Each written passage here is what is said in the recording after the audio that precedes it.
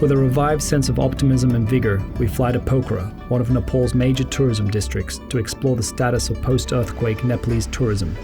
Tourism is a major part of most countries' economy, and it is important to see if Nepal still, even now, had more to offer than just destruction and debris.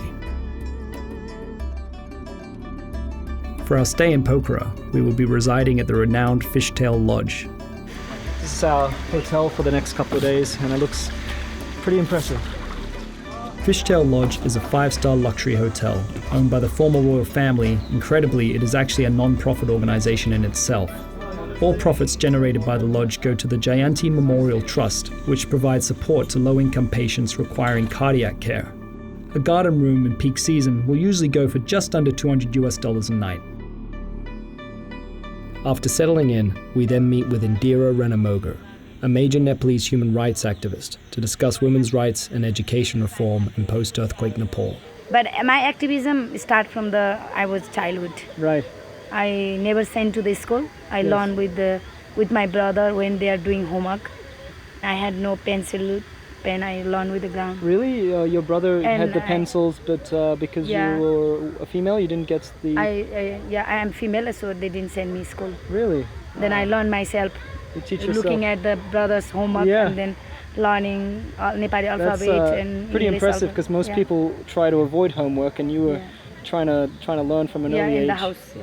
When I start to understand, and when the other children go to school, and I didn't get chance to go to school, and I have seen the injustice, and I felt that unfair.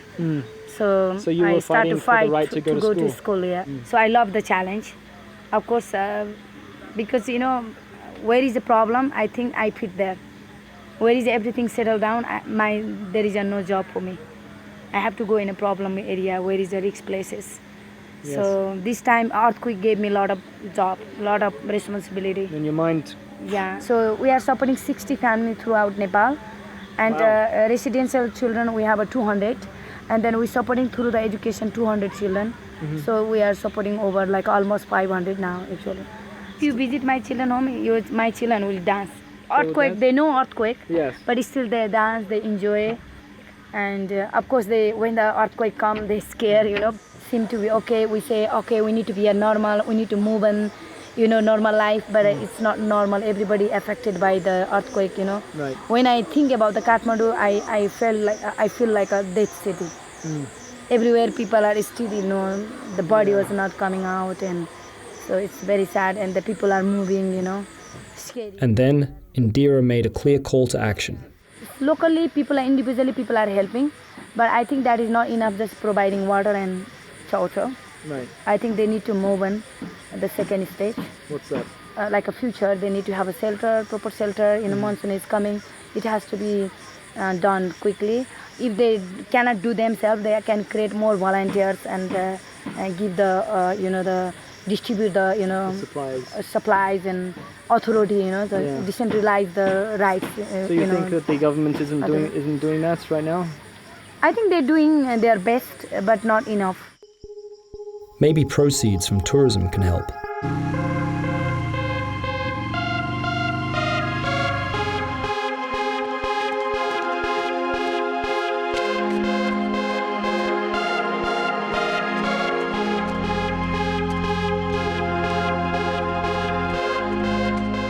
Approximately 800,000 tourists visit Pokhara every year, and one of the major attractions is paragliding. What better way to see Nepal's real beauty than by soaring 2,000 feet above Nepal's second largest city? With breathtaking views of Annapurna Range, hosting 3 out of the 10 highest mountain ranges in the world, you really do feel like you've reached heaven on earth. So this is how it feels to fly. It's like you're floating, and you're not falling at all, you're just soaring up and down with the wind.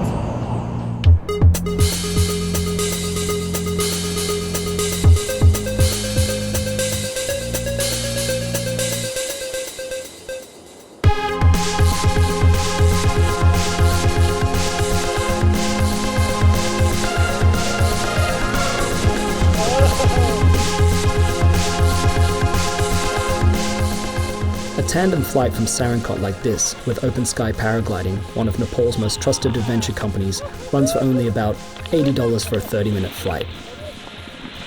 Alright. Hey brother. Good job, man. Thank you. Wait for my That was friends. awesome. Yeah, cool.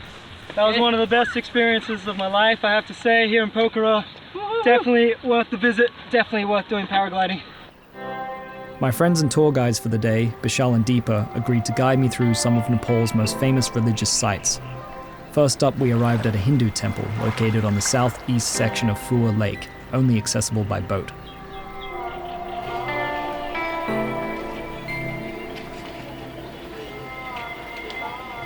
Who is the god? Barahi. Paragliding. So yeah, so like we say like Hindu. yeah, it's a Hindu god, and then so like we say like Tal is like a lake in Nepal, Right. and then so Barahi it's a temple. So like the name of this place is like Tal Barahi. Tal Barahi. Okay, because we're on a lake. We were blessed by a Hindu priest and rang bells in a clockwise direction, symbolizing the cyclical nature of life and spiritual growth as a sequence of changes towards spiritual perfection. Energy feels pretty good, actually.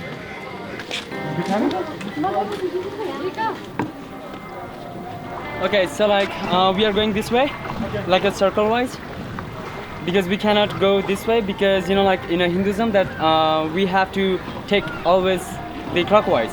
Right. Alright, I'm sorry dear. So, after an in-depth explanation from Bishal into Hindu practices, we climbed aboard and set sail across Nepal's second largest lake to yet another temple.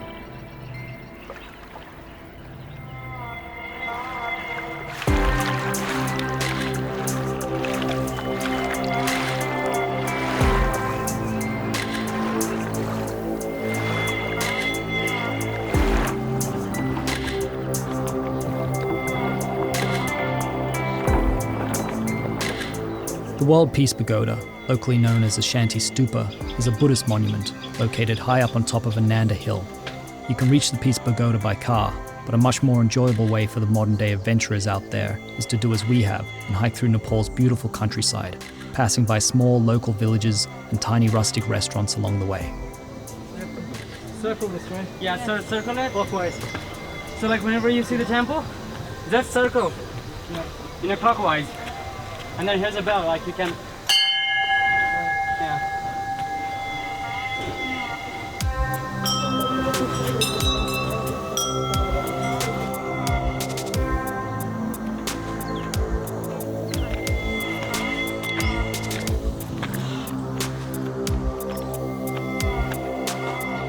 With breathtaking views of Pokhara and the Himalayas, the time flew by, and soon enough we had reached our destination. It's very exciting. Okay.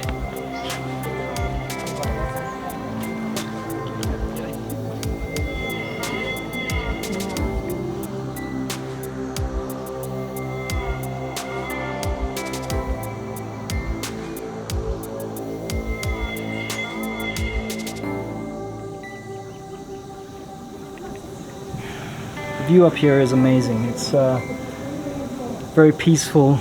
It's well worth the hike. It took us about an hour and 15 minutes.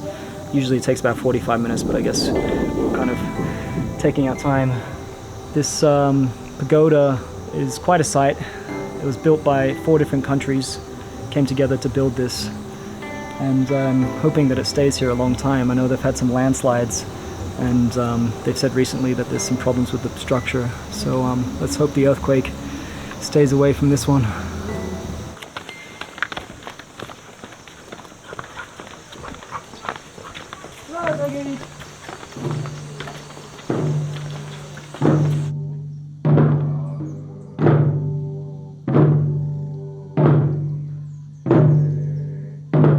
We had by chance arrived at the Buddhist meditation hall, just as the monks were preparing for prayer. Here and at many other temples in Nepal, they offered people a unique opportunity to learn the sacred Buddhist chants. It's a free service, but they accept donations. I couldn't pass up this rare opportunity.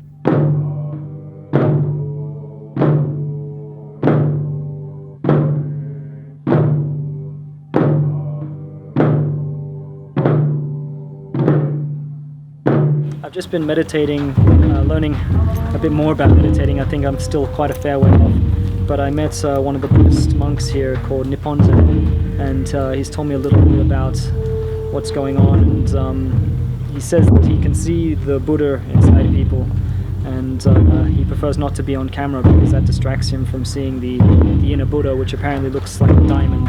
And then some people that have bad karma, they have a lot of black, like rock, around their inner Buddha. And he said that he thinks I have good karma because I was in there for a long time, longer than everybody else. So he says that that's very unusual. Most people walk past here and they don't go in, they're scared, and he says that's something to do with their inner Buddha with the rock. It kind of pushes them back and they can't go inside.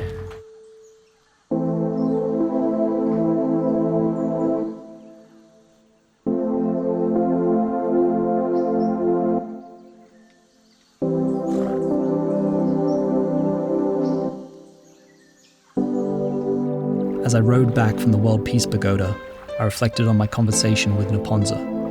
Soon I would be home again in the comfort of my family and friends. Will my diamond still be shining bright then, knowing that thousands of people are still struggling here in Nepal? How many of us are held back by this rock instead of allowing our diamond to shine through? I thought about my journey and the people that I'd met along the way. My journey was coming to an end, but for the people of Nepal, a new journey had just begun.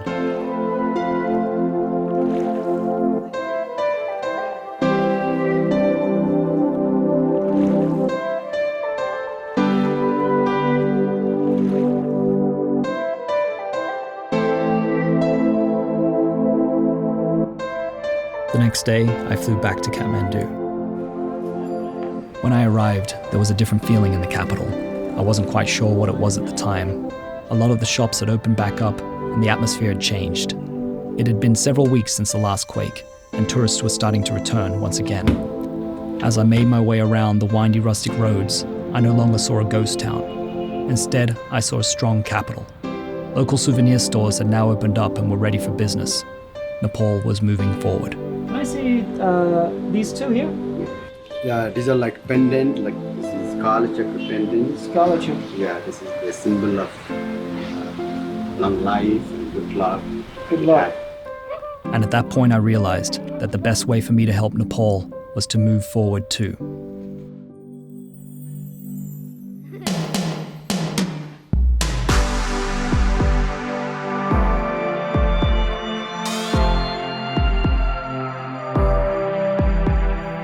Nepal's very own Gautama Buddha revealed that our reality is our nirvana.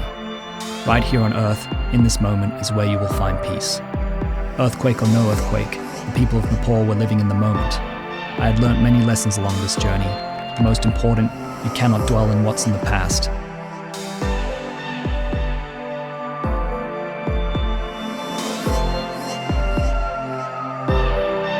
It was over 80 years since the last earthquake of this size, and over 100 years the one prior to that. If there is one thing that I've learned from the Nepalese people, it's that you cannot live your life in fear. One must claim his or her own destiny. One must experience life. And in my opinion, one must experience Nepal.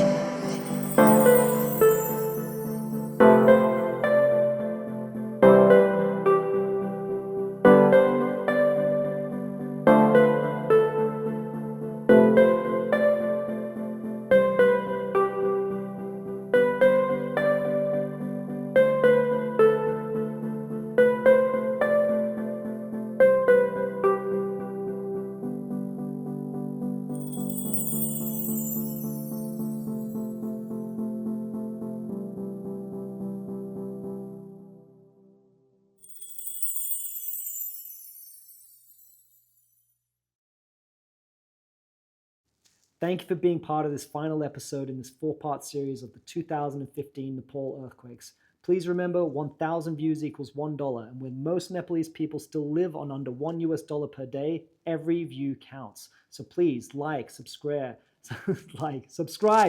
please subscribe, share. Everything makes a difference. And please do follow along in my coming episodes as I travel through Central and South America. I would love to see you there for the journey. Whether I'm going to be focusing on philanthropy, music, creativity, or just diving into the unknown, whatever it is, I hope you'll be there to see it with me. Thank you, and thank you for supporting Nepal.